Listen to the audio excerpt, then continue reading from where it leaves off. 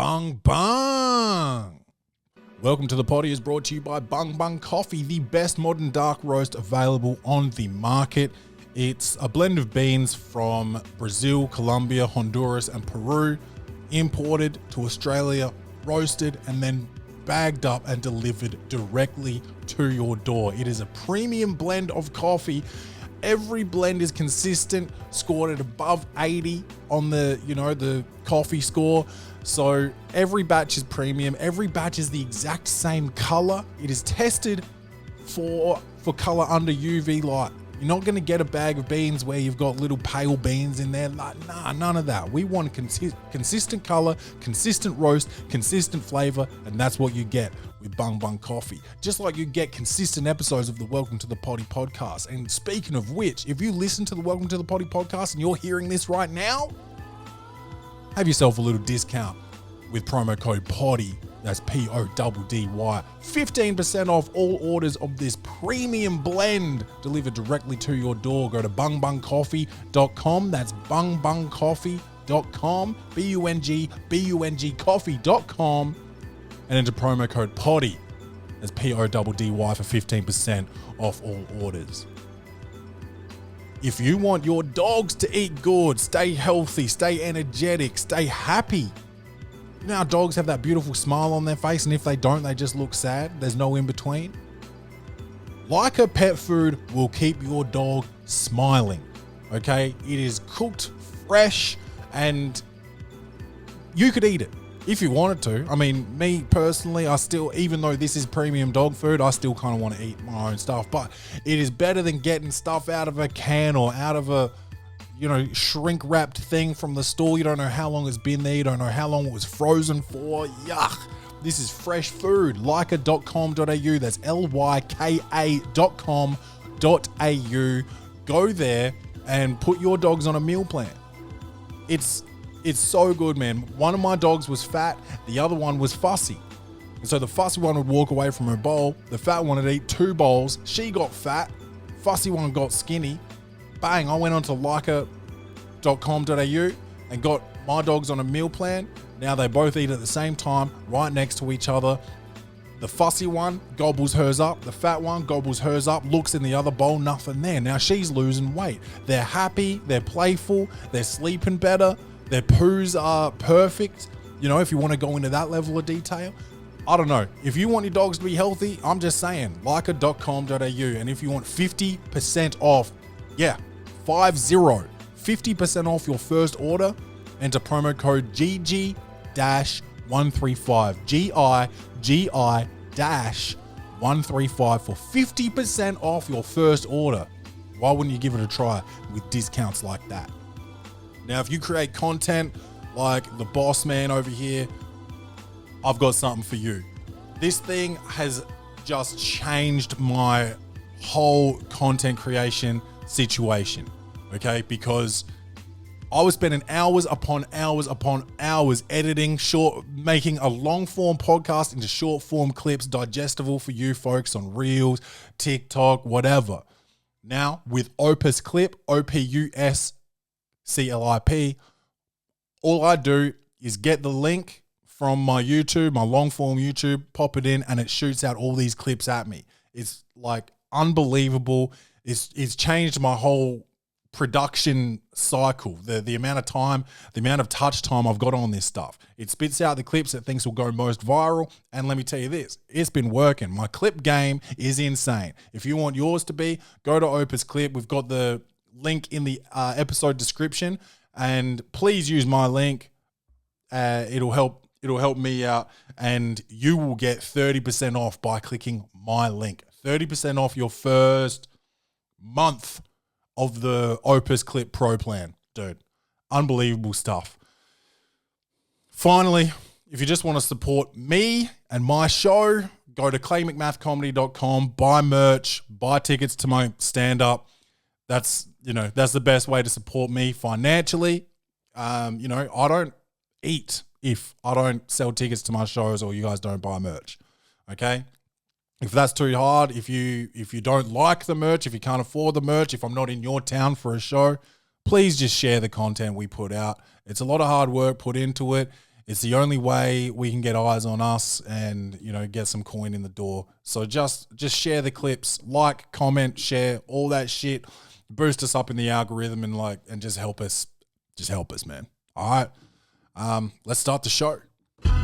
Welcome to the party. Best show on the internet. Ask anybody. You know it's easy money. Sit back, relax, get your headphones, everybody.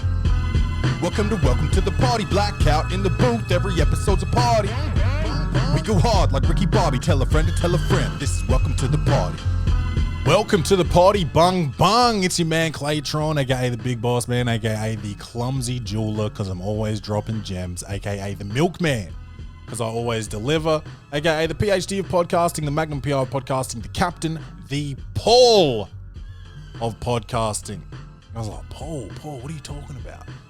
If you listen to the last episode of the Welcome to the Poddy Podcast, you would understand the Paul reference. He's the saddest guy in the world, and that's me, man, right now. To be honest with you, I want to keep it frank. I want to keep it a buck with you guys right now.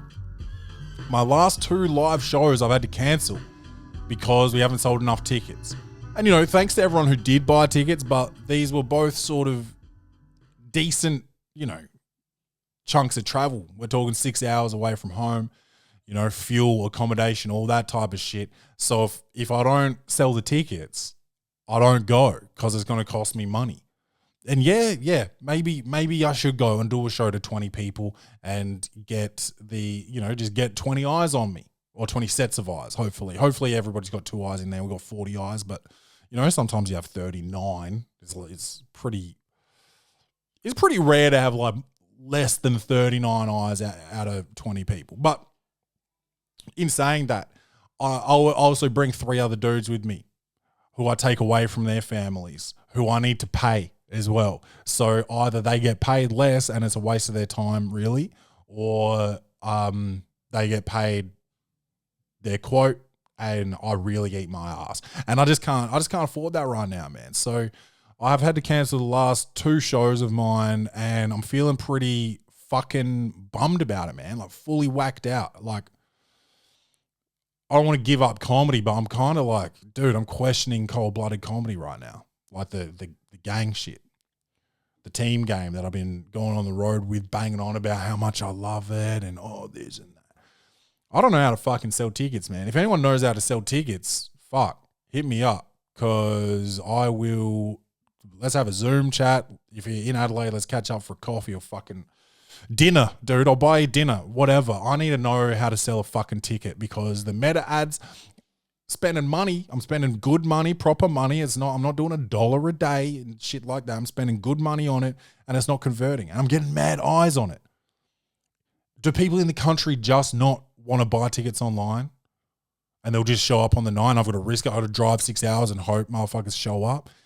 I don't know if I can do that, man. I need motherfuckers to buy tickets, bro. So if anyone knows how to fucking sell tickets, shit, I'd like to talk to you. So would every other comedian. I mean, I know this shit's not easy unless you've already got a following. But shit, man. Yeah, I've just been down. I've been down in the dumps, man. I was really excited for the Broken Hill show in particular. I was really geeked for, and I was confident about. I was really confident about it. The amount of people that saw that ad was just like astounding. And then, it's just hard. It's just, I don't know what it's like. Christmas is coming up, but they weren't expensive tickets either. Like, $20, man, it's not the end of the world. I can spare, if I can spare $20, anyone can, maybe minus the homeless. Like, I am broke, dude. So if I can spare $20, you can buy a fucking ticket to a show, man. I've got 2-for-1 deals and shit going. Like, it's wild. It's wild that I can't sell a ticket. These shows are so much fucking fun, dude. You're 4 of the best touring comedians out there just smashing you with jokes. And then you got an advice section, You anonymously put your little, Post-it notes in the bucket. We read them and we riff on it. It's like a podcast. The second half of it is like a live advice podcast. What more could you want, dude? It's so much fun. It's so much fun.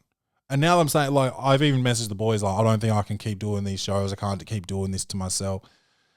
And I can't really, like, I can't afford the marketing to just market shows that don't go ahead. It's fucking brutal, dude. But like, fuck, they're fun. When they go ahead, they are the fucking best, dude. So I don't know. I don't know what I'm going to do. I just got to figure out a way to get my money up. So yeah, by the way, if anyone wants to sponsor the Welcome to the Poddy podcast, hit me up. You know, I've got a sponsorship package. It's significant because it's, you know, it's a significant podcast, man. But if you're interested in sponsoring the show, hit me up because I need some fucking income and I need to just, I don't know, sort my life out, I guess. But anyway, I don't want to sit here and just bitch to you guys about everything. I just recorded a couple days ago, so I got no stories for you. So fuck it. Let's go straight into Clay's reviews. Comedy, action, horror. Will this movie win an Oscar? Set design, directing, acting, lighting, or costumes. This segment is Clay's reviews. All right, this first one, people have been talking about this a little bit. It's called Nobody Wants This, and it's on Netflix. And it is a rom-com series. It's about 8 episodes long. It stars Kristen Bell, Tiny. She's, you know, the wife of Dax Shepard from the Armchair Experts podcast.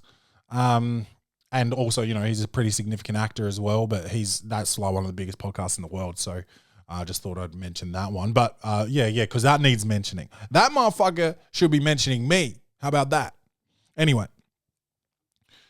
Kristen Bell, you know, tiny little hottie, and then you got Seth from the OC. What's his name? Adam Brody. And I don't see him often. And he's just like a bit of he's just like really a grown version of Seth, to be honest. And Seth must be like a Jewish name because there's a lot of Jewish Seths, right? And he's a rabbi in this, and he's clearly like a Jewish person because he played a Jew in the OC, and they don't just like have non-Jews playing Jews consistently. Maybe they do. I don't fucking know. I didn't research that. I just said it out loud. But he's a rabbi in this, and Kristen Bell is a podcaster. She's agnostic, so no religion, and she does a sex podcast. You know, talk about dating, you know, talk about sex, masturbation, whatever it is that you talk about. Sex toys. There's an episode about a sex toy called the Obliterator, which sounds aggressive and uncomfortable, frankly, but we'll get to that. Let me give you the plot. An agnostic sex podcaster and a newly single rabbi fall in love, discovering if their relationship survive their wildly different lives and meddling families. Yeah, so Adam Brody, his girlfriend is going through all his shit and finds a engagement ring and starts wearing it. Yuck. And she's like making some food or something at the house, and he's like, "What? Hey, what's on your finger?" And she's like, "Oh yeah, I saw this. So yes, I'll marry you." And he's like, "What the fuck? That's wild. That's wild, right? Like that's a wild move, and also a massive invasion of privacy." They break up, and then I forget how he meets Kristen Bell, but they meet, and they like, it's like, you know, love at first sight, beautiful stuff, and they're different. And he's a rabbi, so he basically has to marry a Jew. And Jewish people in general do their best to marry a Jew to keep the, what is it? Is it a race? I don't know if it's a race, man, but it's a people. Let's put it that way. It's a people, and to keep their people alive, they try to marry Jews only. Especially if you're a man. I think women can marry because you get the Jewish side from the mother, I believe. And so women can marry a Gentile, a non-Jew. Women can marry a Gentile and convert them.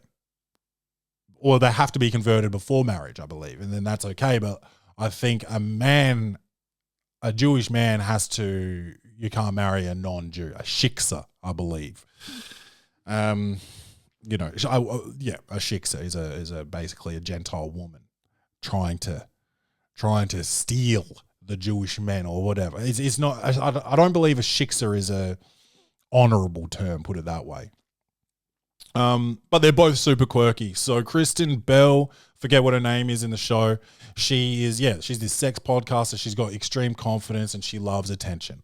Those are like the main two things. She's very cute. She's very charming. All of that. I don't have anything against it. When you say someone likes attention, it sounds like a diss. I'm just saying that's part of her whole character. That's a shtick. Okay.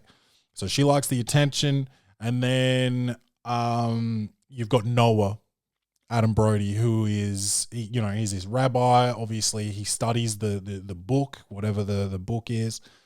Maybe it's called the Bible. I'm not really sure. It's definitely not the Quran. I know that. But they get wisdom from these readings and their knowledge of the book. And so he's like very introspective. He's quite confident as well. I wouldn't call him shy. I'm not saying introspective in a shy way, not introverted, but he thinks about what he does most of the time. Obviously, we all make mistakes, but he thinks about his actions and his words before he does or says them. And they learn a lot from each other, these two. It's fun to watch. It is fun to watch, to be honest. There's a lot of depth to each of them, and also the people around them, not to the same degree because they're not main characters, but there are some interesting characters around. The parents, Kristen Bell's parents are divorced because the dad is gay and he's seeing someone else and the mum still loves him. And that's complicated and messy and obviously makes her have like her own questions and what would you call it, reservations about love and relationships. Then you've got Noah, who's, from the Jewish family. They're all Jews. The mum is like from Israel, Bina, her name is. And like he's all he knows is a perfect family from what, from his vantage point. My parents have been married 38 years and counting, that type of shit. The siblings are quite important characters as well. Comic relief for the most part. There's some arguments, especially on the female side, but siblings are siblings. Okay, so you know what that means. They work it out. But those are important characters. And then there's, further detached characters, partners of the siblings, nieces, nephews, friends, that type of shit. The ex-girlfriend and her friends taking that side. There's a lot to it, and it's all very relatable. Very relatable. You've got, I don't want to go too deep into this, but a friend of mine was to get married this year, and that got cancelled.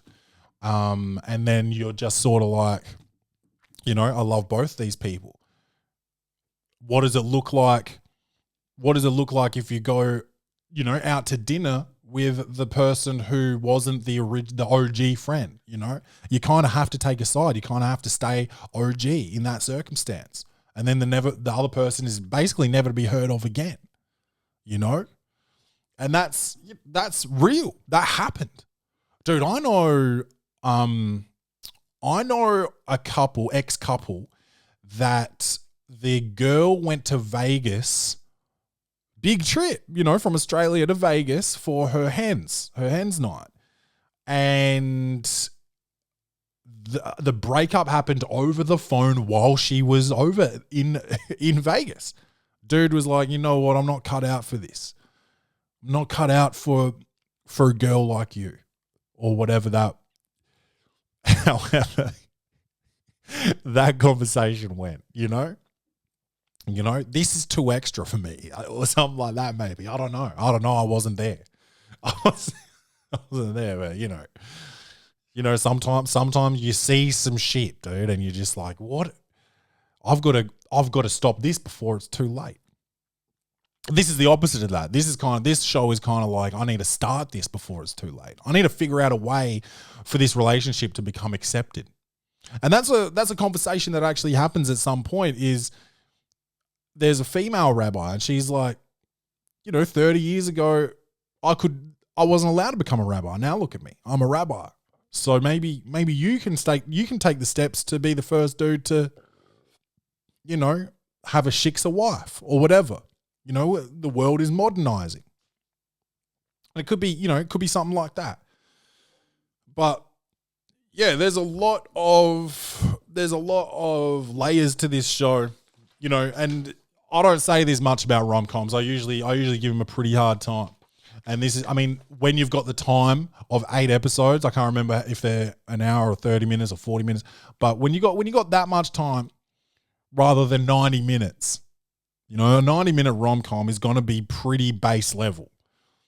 When it's extended out over 8 episodes, you've got more to play with. And so this has a fair bit of substance in it. It's fun. It is fun, man. And it's about finding the right people. And it seems as if they have supportive people around them. The support looks different and the people look different, but they've both got supportive families and friends. The sister of Kristen Bell is she's like the prostitute out of Succession. I forget her name and I can't be bothered, clicking buttons and stuff right now to find it. But she's like a ride or die bitch. She's like, on several occasions, Kristen Bell calls her up. And she's like, look, this is happening right now. I need you to either give me advice or come here and help me. And this chick is like, I bet I'm in there. I'm on my way. Where and when? That type of shit. And that's gangster. You guys, I haven't used this phrase for a while, but I'm a where and when friend. Dude, Clay, I've got an event tonight. Or I've got an event next week. Dude, can you come? Well, I need to fill some seats up. Bang, I'm in there, baby. Dude, I've got my grand opening. Bang, I'm in there. Dude, I just got rolled out the front of Marble Bar. Can you come get me? Yes, and we can even cruise around and try and find these motherfuckers. Let's do it. I'm there, dude. Yeah, you woke me up from my slumber at 3 o'clock in the morning, but let's go beat someone up, dude. And that story's, more than a decade or around a decade old. So no, I'm not looking for fights right now. But if one of my friends calls me right now, dude, during this recording and he's like, bro, it's going down, I'll be like, where are you? And how long do you need me to be there? I'm there, dude. I'm a where and when friend. I take great pride in that. And that's what this sister's like. Where and when. Bitch, I'm on my way. It's fucking gangster, man.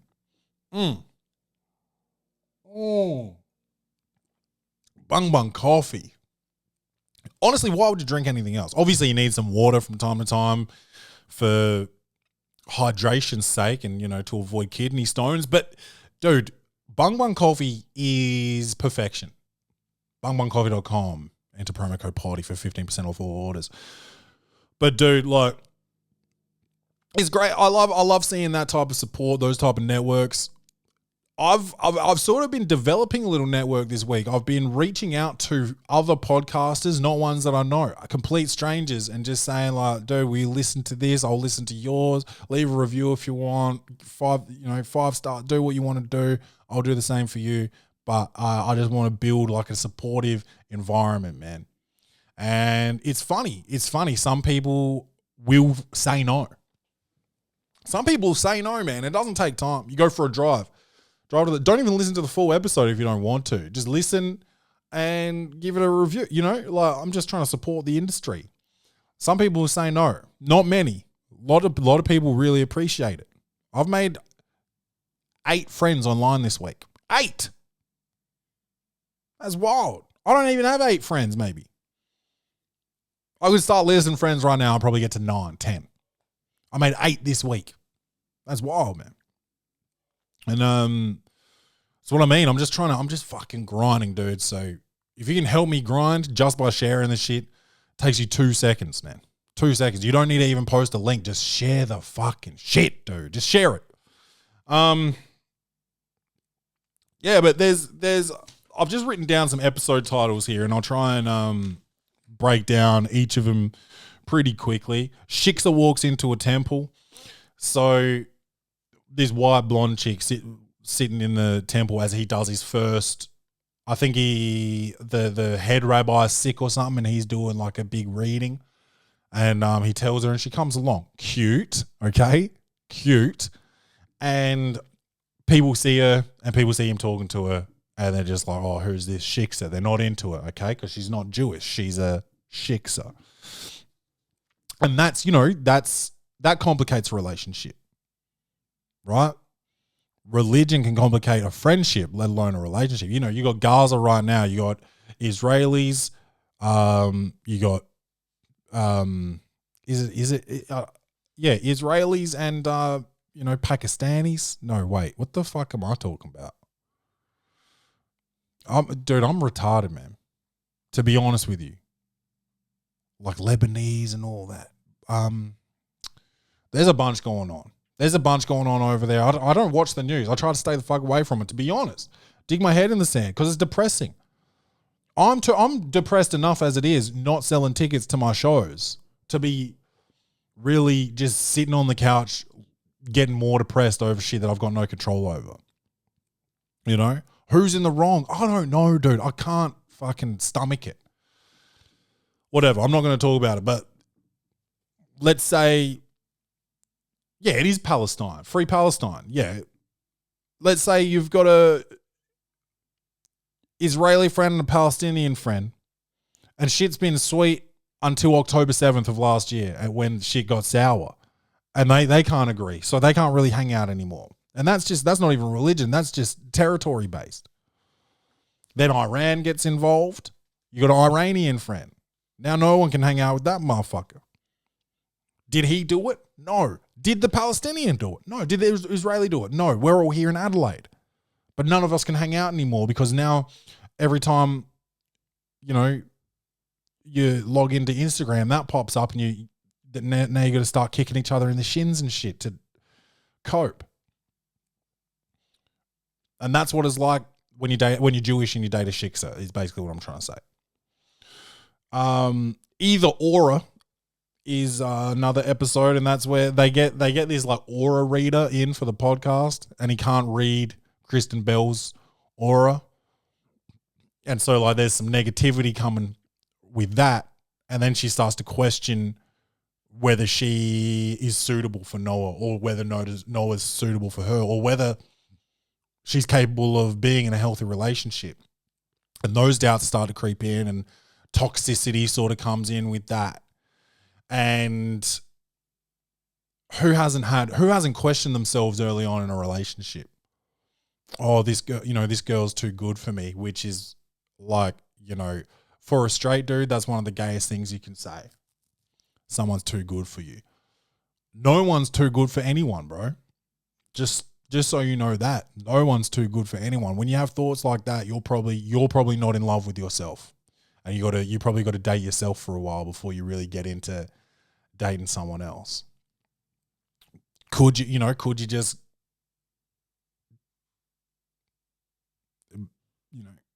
do sexual intercourse? Maybe. But you're also, because you don't love yourself enough, your emotions are gonna get the better of you there. So every time you have sex with someone, you're gonna be like, I think this is the one. Been there, brother. It's gross. Don't do that. So questioning yourself based on external factors. So this dumb shit, like dumb aura reading, or like someone saying something, or you watch a movie about someone cheating, so now you think someone's cheating on you because you can't fucking, you're so selfish or self-absorbed or inside your own head that you can't detach yourself from like media, right? So like anytime you see something, you insert yourself into it and you're like, oh, now that's happening to me. Then you question yourself. And that's what happens in this show. And it's just not healthy, man, because you're displacing your own, distrust in yourself or non-belief in yourself. You're displacing and you're putting that onto someone else, and now they've got to deal with it. And that's hard, man. That's hard for the other person who's like, dude, I thought shit was sweet. And this is all coming out of nowhere. I actually don't know how to deal with this. And also, I don't know if I want to continue dealing with it ongoing if you can't like get a grip on yourself. You feel me? Like, yeah, maybe you can, calm everything down, de-escalate the situation, have a chat and be like, look, everything's cool. I don't know what you're talking about. I'm having a great time with you. Look, I really like you. and I want to continue liking you. I want to continue seeing you. You've got nothing to worry about. I'm not seeing anyone else. Me and my ex are over, and you haven't done anything to make me think otherwise. Oh, okay. Oh, thank you so much for saying that. I really needed that. Sorry for having the moment I just had. Promise it won't happen again. Bang, 48 hours later, this bitch is tweaking. And you got to do it again. It's like, dude, am I going to have to fucking spend 30 minutes every 2 days doing this? Because if so, maybe I'm out, you know? So you can't let that shit get in your head. You can't let an aura reader, which is a fucking scam, you can't let an aura reader get in your head, let alone anybody else. Got to believe in yourself, man. Got to love yourself, dude. Obliterated. So that's the one about the sex toy called the Obliterator, and not full of substance. That episode, I won't go into that. All I can do is do some spoilers for that one. My friend Joanne, dude, have you ever been introduced? You're with someone that you really like. You think there's something there. It's going to become something, and then they're like, "Oh yeah, this is my friend Clay." Like, I get it if you're speaking to a child, like, "Oh yeah, this is my friend," but like if you're introducing me to like your friend or your boss. Maybe your boss is different because you don't want them to know your personal shit, but like your friend or family or fucking, you know, you run into someone at the shops. Like, "Oh, this is my friend." It's like, oh, we're just friends. Okay, bang. There comes this questioning again, and you're back to, you know, square one with the aura dude. But yeah, man, I can't like think of a specific situation, but it's definitely happened to me. I've definitely had, this is my friend Clay. Like, you know, maybe you're at a girl's house. I think this might be the situation that happened to me. I was at a girl's house and it was just me and her, and then her like roommate or parent or something walks in the house. "Oh, hi, how you going? Oh yeah, blah blah blah. Oh, this is my friend Clay." Oh, okay. Because then you're like, one, are you embarrassed by me? Are you trying to tell me something? Most cases, it's like we haven't had the chat yet, and they don't want to come across as crazy by saying, because dude, imagine that you're not in a relationship with them, or maybe you kind of are, you're just like feeling each other out or whatever, and they're like, "Yeah, this is my boyfriend Clay." And then all of a sudden, instead of bitching about this from this end, I'm bitching about it from this end, and I'm saying, "Oh, hold on, boyfriend, whoa, slow down," you know. It's hard, you know, you can't make everyone happy. You can't make people happy ever, is what I'm trying to say. Sorry, just looking for my water there. Tap water. Tastes like heavy metals. Great. Sorry, where was I? My friend Joanne. Yeah, getting labeled as a friend or whatever. Yeah, it doesn't matter which way that one goes. If you get introduced as friend, it's going to hurt. If you get introduced as boyfriend, you're going to be like, "What the fuck? I didn't say that." That's guys, man. Can't make them happy. Can't live with them. Can't live without them. Am I right? The ick. Dude, the ick is so funny. And I never heard of the ick until Love Island, honestly. And I don't know if they got it from Love Island. I don't know if like that's totally British. I'm legit British, you know. I don't know if the ick is just a British thing, but that is for sure. I heard that on Love Island when Rach was watching. I'm going to say when Rach was watching it, but when Rach and I were watching it, I was into it. I hate it. I do hate it, but I don't mind commentating. I wouldn't mind doing like a live episode of Welcome to the Poddy where I just sort of commentate it. I think I could, because there is a narrator to the show, and I think I could do what he does. I would get fired though, because I'd call him. I'd say the C word or like the R word, or what else would I say? I'd call them dumb bitches as well, and those guys and girls. A lot of them act like dumb bitches. I'd say none of them have anything to offer. I'd say really nice stuff, but yeah, I'd get fired for sure. But the ick's crazy. because there's pretty small, like, just like, there's a lot of stuff that can turn people off, and it can be small or it can be big. Now, a couple that I've had is my friend Shao had this girl say yes to him to go to our school formal, or prom if you're in America, it's prom. And she's gorgeous, absolute stunner, all right, and he came up to the boys and was like, guys, I've done it.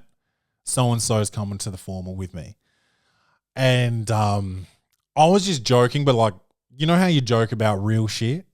I was like, oh, that's awesome that you're bringing Bigfoot to the prom. And he had the biggest crush on her, dude. And then after that, I ruined her for him. Because she had big stompers, bro. She had flippers. I think she must have some sort of world record in the pool, dude. She just had some fucking feet on her, dude. And there was nothing wrong with them other than the size. Like, they weren't jacked up, but it's just not the hottest thing ever to have big feet as a lady. No offense, man. And she wasn't a big girl either. She was a small girl with big feet, which isn't a good look. No offense. Like, Rach has big feet for a woman, but for a woman of her size, pretty normal feet, man. Like, actually kind of probably on the small side. But like, she could still kick the shit out of you is what I'm saying. She got big feet. And this chick, like, honestly, if she got in a foot fight with somebody, she could she could kick the dog shit out of you, dude. And I ruined her for him. I had a girlfriend who was a little bit too close to her mom. And she would sleep over at her mom's house and sleep in bed with her mom and stuff. And people think that's normal. And that's fine. I'm not a girl, so I don't get it. But it icked me. I was like, what the fuck is that? You're an adult. Do you need to have sleepovers with your mother this regularly? And also, do you need to sleep in the same bed every time? What is this? This is the opposite to daddy issues is mummy issues. Some people say the opposite of daddy issues is just not having issues. But no, it's mummy issues, and it's just as gross, man. And I was icked about it, bro. Icked me up. I was icked up, bro. I couldn't handle that jandle. Gave me the ick. What else? Oh, dude. This one girl had this laugh, bro, where I don't know if it was a real laugh or not. I didn't know her well enough. We probably had 3, maybe 4 sleepovers, and then we had to call it a day. But the way she laughed was like she was trying to be cute. And that might sound fucked up, bro. It might sound fucked up, but like, it sounded like she was trying to be cute, bro.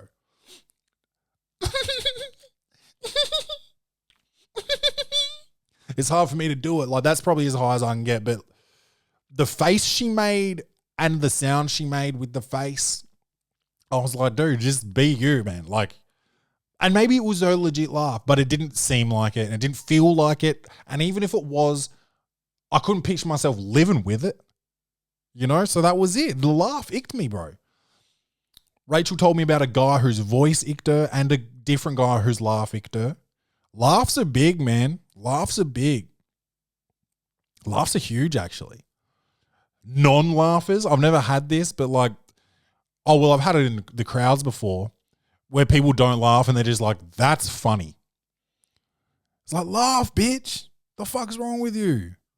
Imagine that. Imagine a comedy special where instead of laughter, the crowd just in sync all says, that's funny. Unwatchable,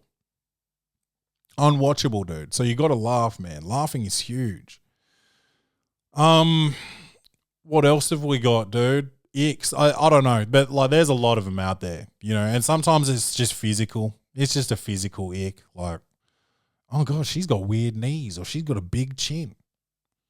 I've been with a couple girls with strong chins, bro, and word on the street is Salma Hayek has a nasty chin on it, and I'm a huge Salma Hayek fan, and if she was in here right now, I would, blow my family up about it. But word on the street is her chin is fucking pretty intense up close. I heard it on a podcast. I heard an actor say it, and which is wild, bro. It's a wild thing to say. It's like, imagine if I had worked with like Jimmy Carr, okay?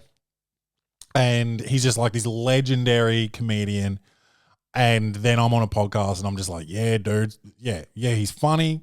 He's got a good hairline now. And yeah, but his breath's nasty. Like, what? This, dude, now that I'm thinking about it, this actor really said that Salma Hayek's chin is off-putting, bro. That's nuts. But, I doubt I'd really be looking at her chin, and you know what I'm talking about. There's a WAGs episode, Wives and Girlfriends, and it's a social basketball league. Rick Glassman's in it. He's a comedian that plays basketball, and he gets in the basketball scene. So good for him, man. By the way, Rick, if you're listening, I'd torch you, bro. I'd torch you at basketball, bro. He reckons he's the best basketball comedian. There's Blake Griffin out there who, I don't know if he counts as a comedian just yet. He's still a bit close to his NBA days for me, but not including Blake Griffin, I think I'm the best basketball comedian. And that's on wax. I think I've said that on other podcasts. I think I've said that on the Welcome to the Poddy podcast. But other than Blake Griffin, I think I've got this shit in the bag. Yeah, I'm a bit out of shape, but if I could get my lungs back, I'd torch motherfuckers. I've still got it. When I go out and shoot, waka, waka, waka.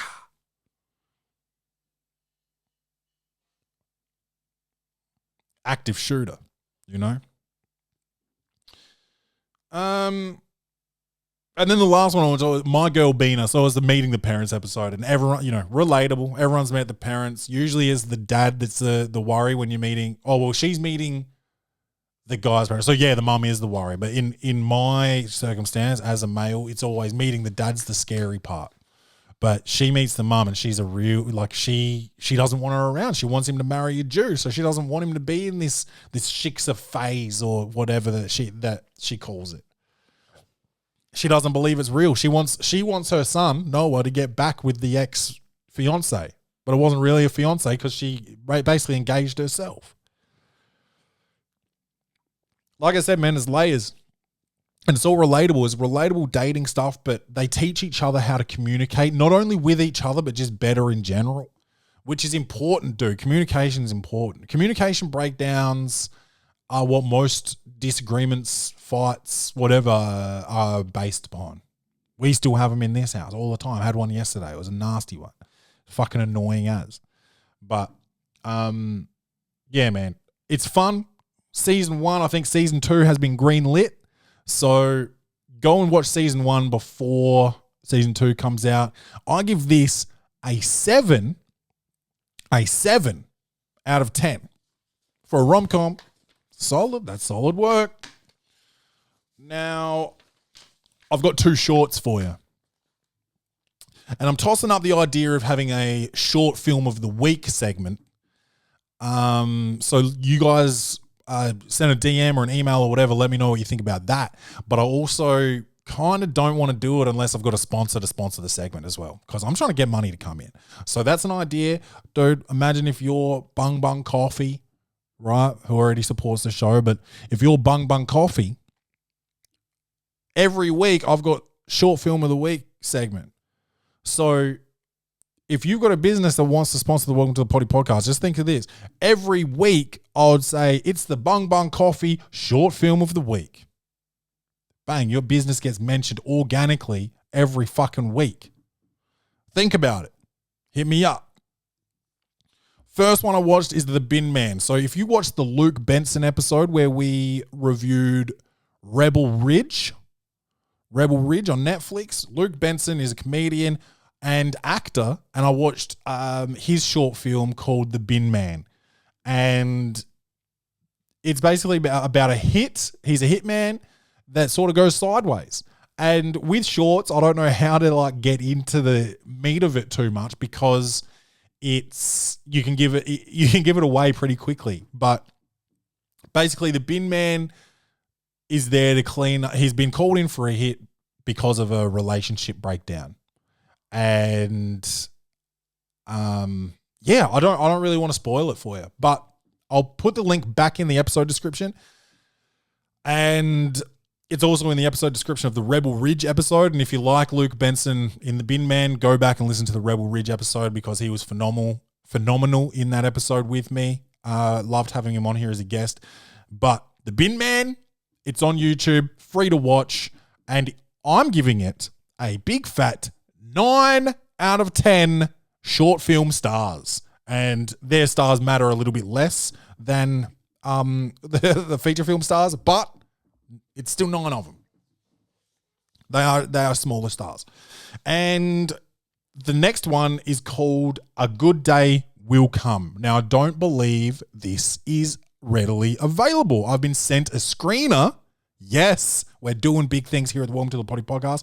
I've been sent a screener for this film, which is eligible for the 2025 Oscars, and it is beautiful. Okay, I'm not just saying that. This is not payola, but this film is, and you know me, dude, and they might have known this when they sent it.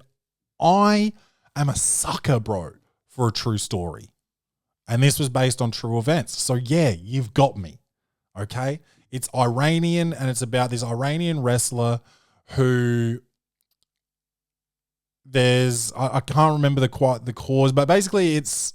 There's a bit of an uprise with the people versus the government, and he's a promising wrestler. His eyes are set on gold at the Olympics, and if he just stays quiet and doesn't do anything political, he'll get there and he'll have a crack at it. But he feels like he has to do something. His dad was a wrestler and also, I believe, was in the military, and he wants a better future for his mother and brother. So he's like, I've got to do something. And he wears like a political t-shirt at the like world champs or national champs or something. And then he gets the wrong sort of eyes on him after that. And there is a reporter that asks him, your father gave his life for his people. What will you give? Which is a huge question. A huge question. Would you give your life for anything? It's wild, like I mentioned Gaza and all that earlier. I'm not going to get into it because I don't know shit about it, but people have real problems. We're over here, we're worried about the cost of living crisis because toilet paper costs too much. And, fucking 2-minute noodles used to be $1. Now they're $4 or some shit. It's wild and it's hard to get by, and it feels like we're getting intentionally kept down so we can't become independent and we're just slaves to the machine. Yes, I'm not going to get into all that either, but it does feel very, very intentional because there's a biopoly in Coles and Woolworths that have absolutely no repercussions for the nasty work that they're committing and giving themselves just multi-million, if not billion-dollar bonuses at the end of the year. Don't worry about it. I'm not going to get into that. But that's sort of what this uprise seems to be about, is the poor are getting poorer and the people want some type of change. This is also in a country where the military is just like, we're not going to let you protest. Okay? So they're out protesting, there's guns pointed at them and all types of shit. And honestly, it's shot like a feature. The framing is intentful. The acting, and like I said, I've said this a while ago, for foreign films with subtitles, you can't like hear accents and stuff like that. It just seems so real. they seem so much better at acting when you don't notice the inflections, you don't notice their line delivery. When you can't understand the language, it just seems so much more real. And so I don't know if it's just that or if the acting was that good, but it was flawless. The message is clear. It's a politically charged film, but the message is strong, and the question has sat with me all morning. I watched it this morning. Your father gave his life for his people. What would you give? Right now, I don't have an answer for you because motherfuckers won't give me $20 for my fucking own, endeavors. You won't buy a ticket. So I don't know what I can do for you. I'll tell you this, if this platform got to a point where it was significant enough to have to move the needle in any way, I would strongly consider becoming more informed about anything so that I could make some type of change. And I hope one day I'm sitting in this chair and I do have some type of influence like that. I really do. But until then, I don't know how to answer that question. What will I give for my people? But it's a question that you guys should ask yourselves. I know that because it's real. It's real. And especially most of the people that listen to this are in developed countries that don't have the issues that we're seeing on the news if you're a news watcher.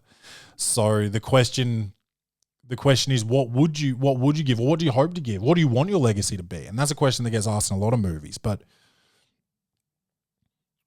when you're in a situation as lucky as we are, where we're just complaining because we can't afford rent and all of that shit, and we're all going to become homeless, but the question is, can we do something to prevent being put in a situation like the people in this film? Because at the moment we're on our way there. You can barely get by. Like if you pay rent, phone bill, internet, if you want that luxury, energy, gas, fuel, insurance, groceries. Who the fuck's saving, bro? Who the fuck is actually saving in that scenario? Beats me. I don't know what you have to be earning six figures to save, $200 a fortnight, which is what maybe I'm not good at math. Let's call it $5,000 a year. And what's a deposit on a house these days? $100,000. How many years of saving $200 is that? 20 years. It's foolish, bro. It's fucking foolish. You essentially have to live in a shoebox and eat. I don't know I was going to try and think of something cheap. I don't even know what's cheap right now that you could eat. Rice, plain rice. Eat plain rice and live in a studio apartment outside of the city with roommates. Do that, bro, if you want to get by. How's that for quality of life? Go fuck yourselves. You know what it is. Welcome to the Poddy on Everything. I love you guys. Don't forget to love yourselves. Please share the show. I need it more than anything right now. This is the moment. This is the time to share the show.